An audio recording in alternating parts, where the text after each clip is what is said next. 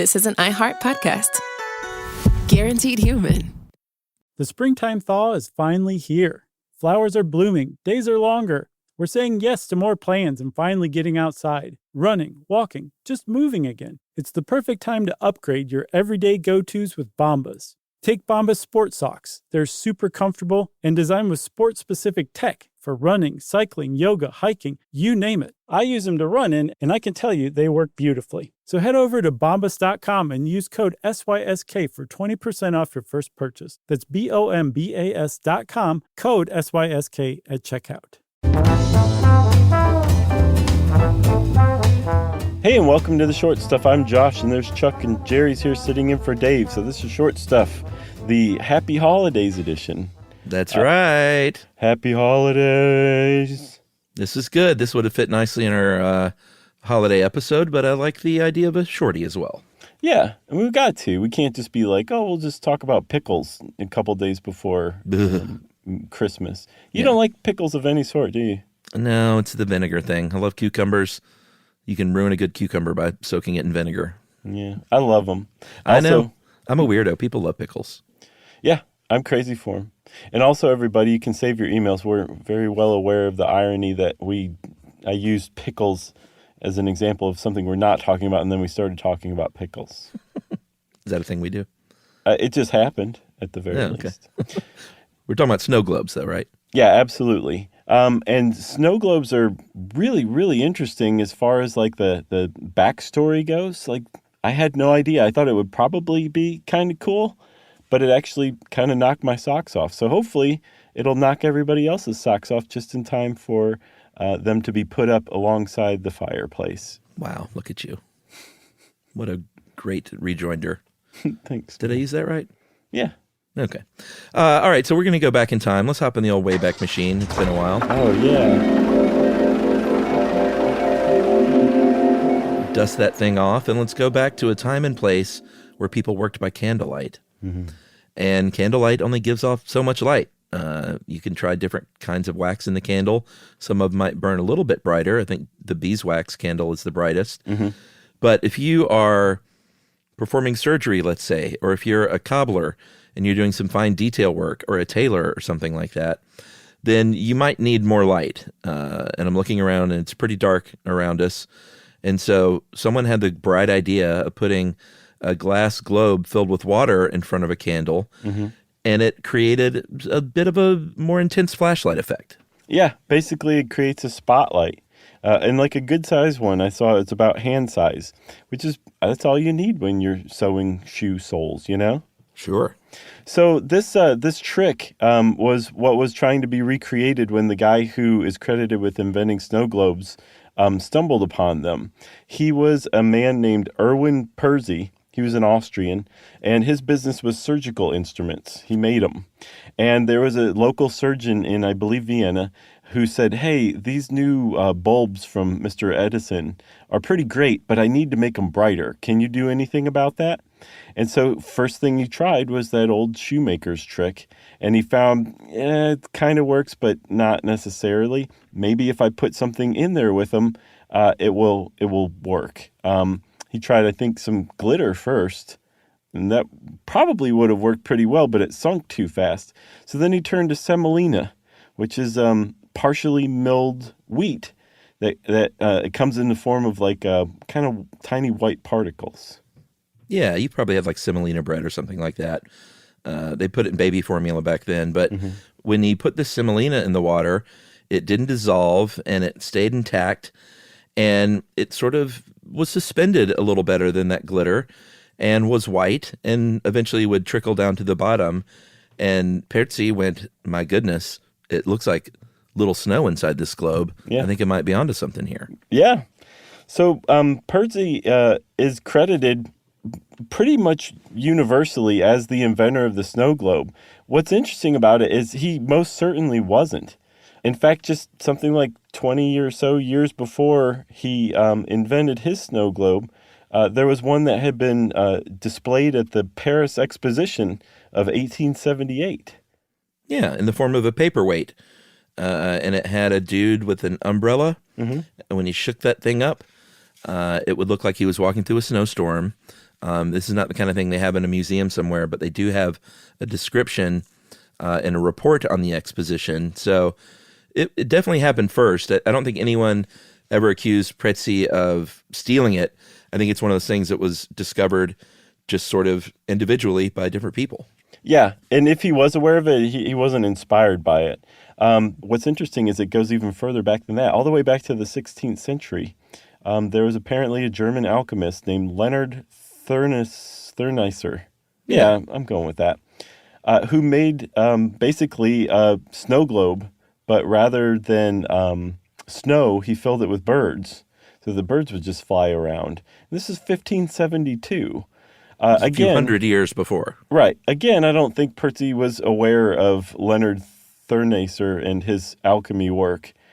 He just kind of stumbled upon it. But because of that, because of the Paris Exposition, because in America in 1927, a guy named Joseph Garaja was given a patent for something kind of like the snow globe.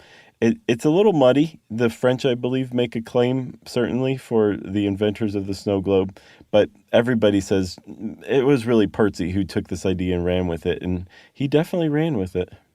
All right. That's a good spot for a break. We're going to go back and tell the rest of his story right after this.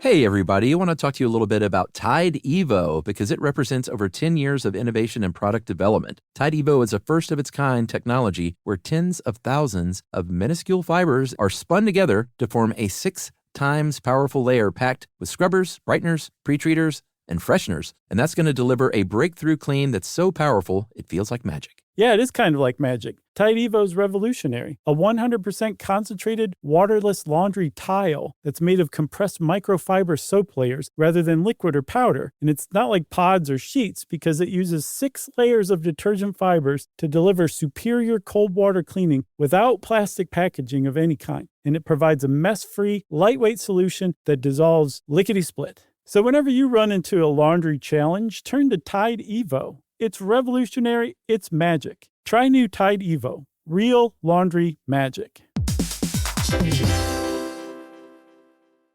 Our listeners love puzzles, paradoxes, and hidden patterns almost as much as we do. On TikTok, those fascinations come to life. People are breaking down physics, exploring geology, and explaining why the world works the way it does. You'll see impressive experiments, explanations that finally make sense, and connections you didn't expect. It's like having a lab, a lecture hall, and science museum in your pocket. TikTok is where wonder is shared, where curiosity turns into discovery, and where millions learn something new every day.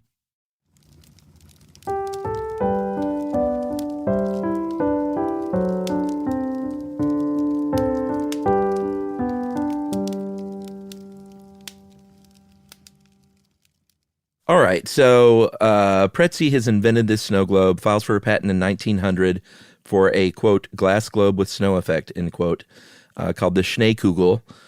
Schnee is German for snow, and Kugel is like a globe or a ball or an orb. I've seen it as like a cannonball or a sphere, but it's snow globe. Mm-hmm. It took about 5 years only before there was a business being run in Vienna named Firm Pretzi. And then they later changed the name to the original Vienna Schneekugel Manufaktur. I know. I love that. The original Vienna snow globe factory. And they are still making those snow globes, and it's still the family making those snow globes. Yeah, it's Erwin Pretzi III who now runs the show and has since the 80s. So cool. Yeah, it is really cool. And they're really high-end snow globes, too. I think several American presidents have commissioned snow globes from them. They take custom orders. So if you have a really cool snow globe idea and a chunk of change, the Pretzis will make you whatever you want. I'm not friends with them. I just have heard this before. So I wonder if Erwin III was in the 80s. It's like, 9, I'm going to be in a band like Kraftwerk.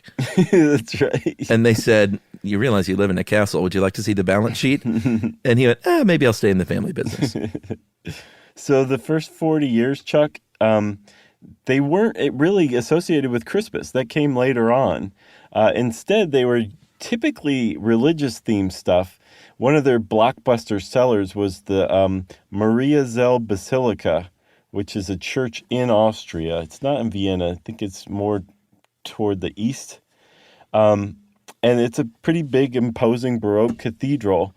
And one of the reasons why they focused so much on this is because it was sold as a religious offering to pilgrims who would come to this church.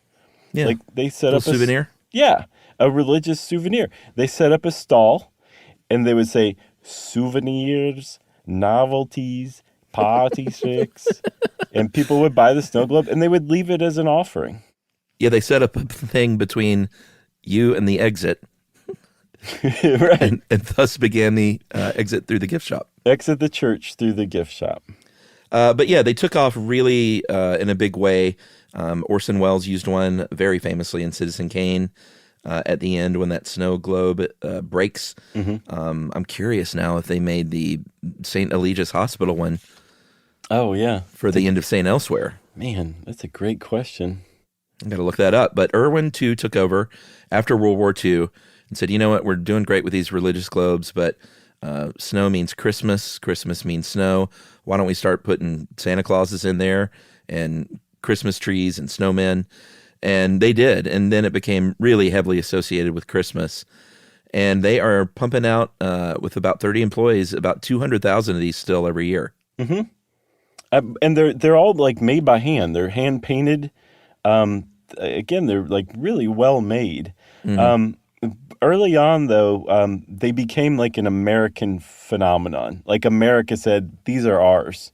Snow globes are American from now on, by about the mid 20th century, I believe.